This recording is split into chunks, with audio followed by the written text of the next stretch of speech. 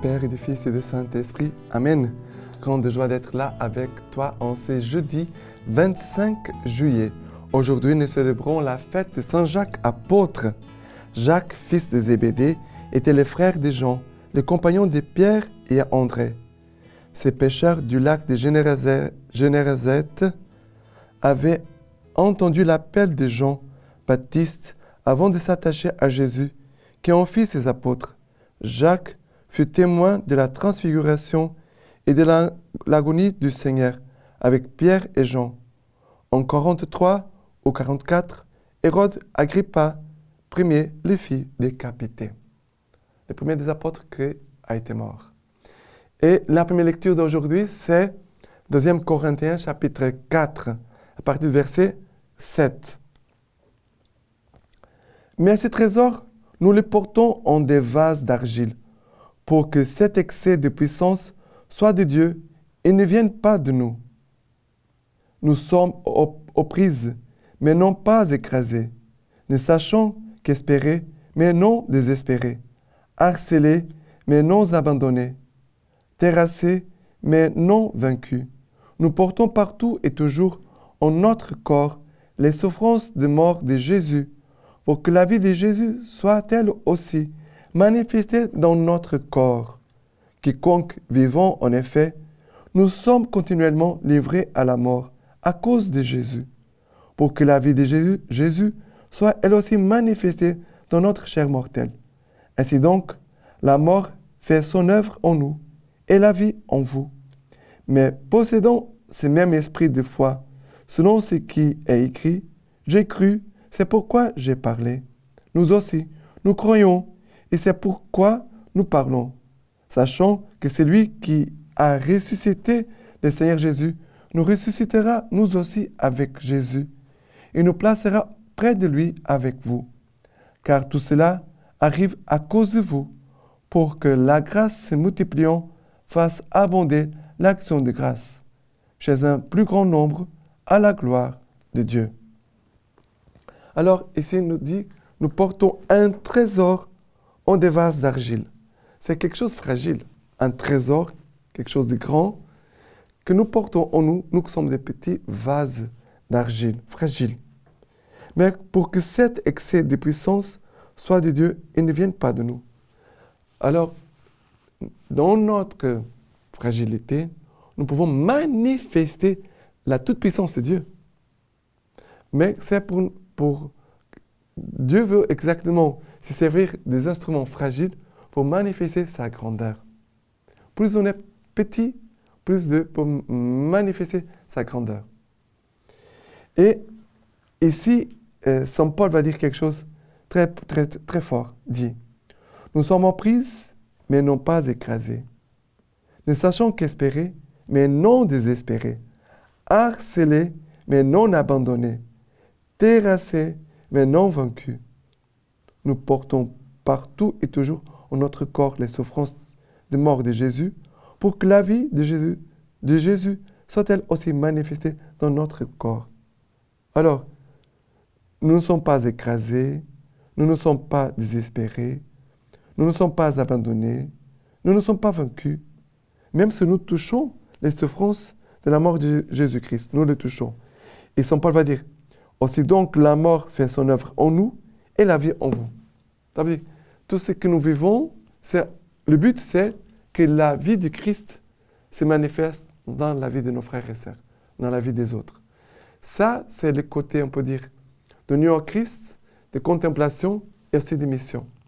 Même la mission, ce n'est pas seulement faire des choses, on fait des actions. Bien sûr que c'est aussi la mission.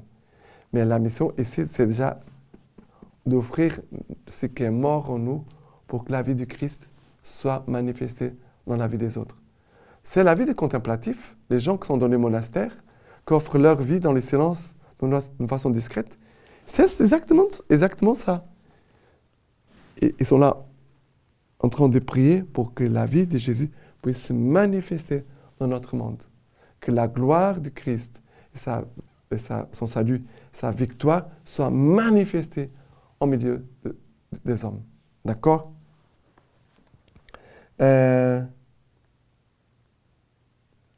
Et après, il dit, car tout cela arrive à cause de vous, pour que la grâce se multipliant fasse abonder l'action de grâce chez un plus grand nombre à la gloire de Dieu. Multiplier, surabonder la grâce, et que tous ensemble après, on puisse glorifier Dieu. Voilà le but de ce passage qui commence par « Nous portons en nous un trésor ». Tu portes en toi un très grand trésor.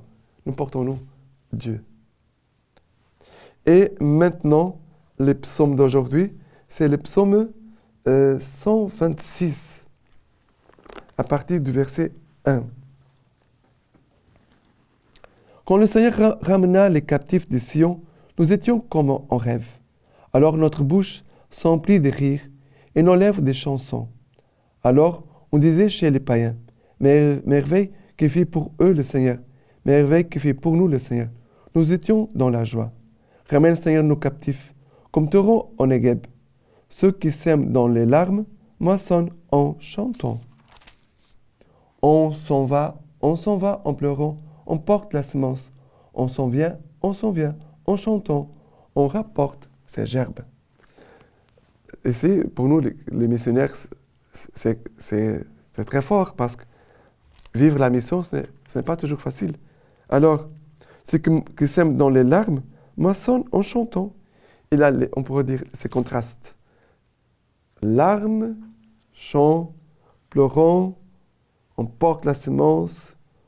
Voilà que le Seigneur parle de cette souffrance que nous pouvons toucher, mais c'est pour que les fruits, la parole, les semences qui ont été jetées en terre puissent porter de fruits. Notre travail, c'est toujours un travail pour la gloire de Dieu. Nous travaillons pour la gloire de Dieu. Nous ne sommes pas là pour travailler pour notre gloire, pour faire la gloire les uns des autres. C'est pour la gloire de Dieu. Et quelqu'un qui veut faire la gloire de Dieu, il souffre. Il souffre. Voyez bien la vie des saints. Mais après, on sait très bien qu'il y aura la joie. Ça finit. On s'en va en pleurant, on porte la semence. On s'en vient, en chantant, on rapporte ses gerbes. Travail de semer, la joie de la récolte. Mais ce n'est pas toujours facile, d'accord? Mais ayons toujours confiance et demeurons fermes dans la mission que le Seigneur nous confie, d'accord? Et maintenant, l'évangile d'aujourd'hui, c'est Matthieu chapitre 20. Chapitre 20. Matthieu chapitre 20. Voilà, chapitre 20. Pardon.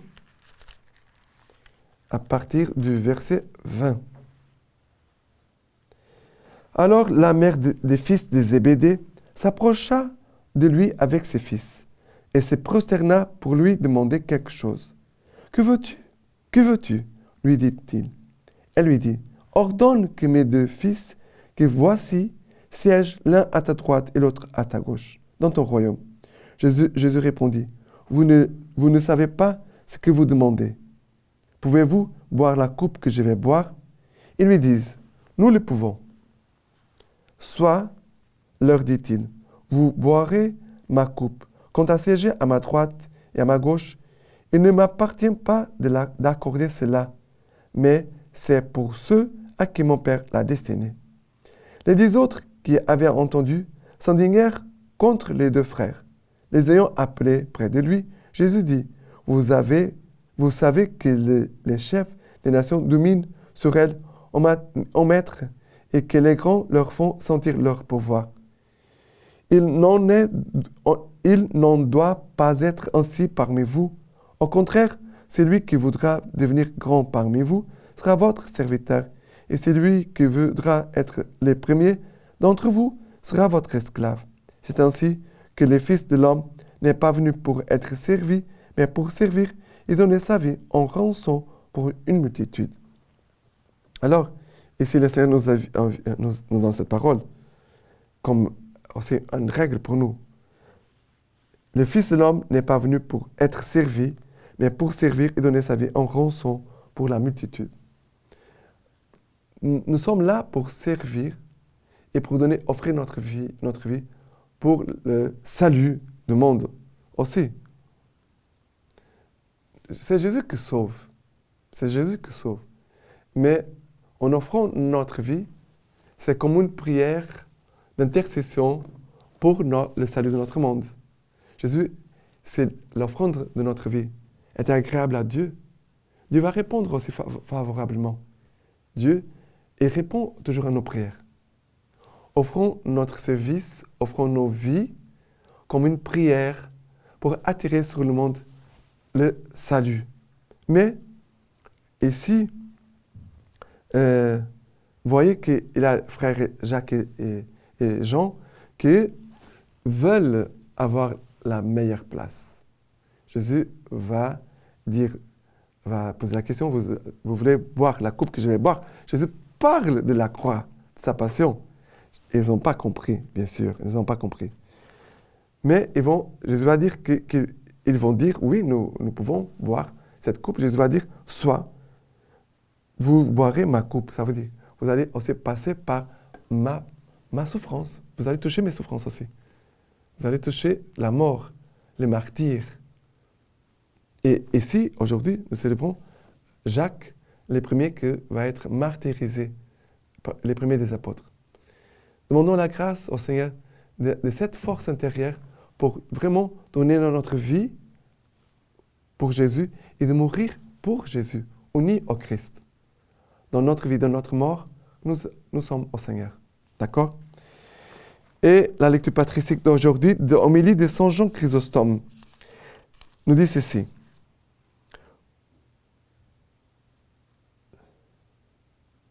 Les fils de Zébédée pressent vivement le Christ pour ses paroles. Ordonne que nous siégions l'un à ta droite et l'autre à ta gauche. Que répond-il? Pour leur montrer que leur demande n'a rien de spirituel et que s'ils avaient su ce qu'ils demandaient, ils n'auraient jamais osé les demander. Vous ne savez pas ce que vous demandez. Combien c'est grand, combien c'est étonnant, combien cela dépasse même les puissances d'en haut. Vous discutiez avec moi d'honneur et de couronne. Moi, je vous parle des combats et des sueurs. Ce n'est pas maintenant le moment des récompenses. Et ce n'est pas maintenant que ma gloire va se manifester. Mais ce qui est imminent, ce sont les meurtres, les combats et les dangers. Maintenant, je vous laisse la bénédiction par les mains toutes pures de la Vierge Marie. Dieu Tout-Puissant vous bénisse et vous garde, le Père, le Fils et le Saint-Esprit. Amen.